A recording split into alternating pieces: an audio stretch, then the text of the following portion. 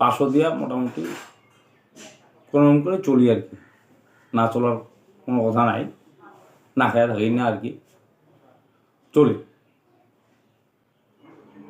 কিন্তু তার মধ্যে একটা কথা, যে আমাদের যে ফ্যামিলি থাকে, যে বাচ্চা বাচ্চা থাকে, তাদেরকে মানুষ করা, বর্তমান 2025 সাল যে পড়ছে, এখন বহু টান।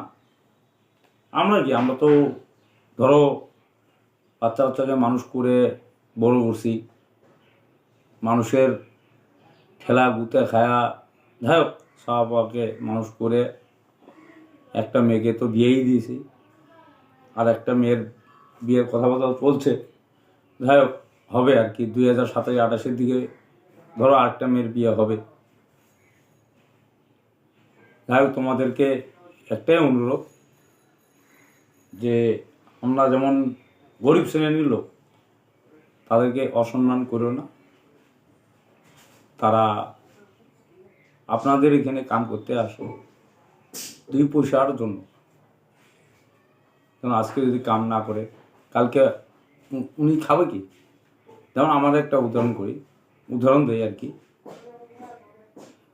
যে আমি আজকে 5 দিন বা আজকে 11 ডিসেম্বর থেকে বসে, আমার কিন্তু কাম কাজ নাই, না থাকলেও যেটুকু পয়সা আছে অতটুকু খাইতেছি, চলতেছি।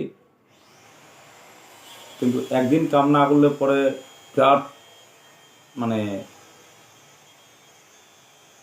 দিকদারি আসে যায়, সংসারে অশান্তি আসে যায়। তা আমাদের মতন মানুষকে আপনারা একটু সহায় যদি করেন বা সাপোর্ট করেন, তাহলে পরে কিছু একটা করে আর কি খাতে পারবো।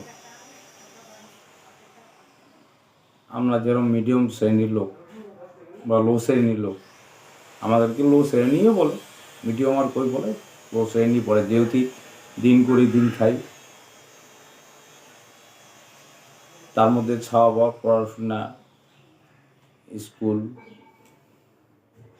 টোটো ভাড়া, অমুক তমুক আছে, বহুত ধরনের খরচা আছে।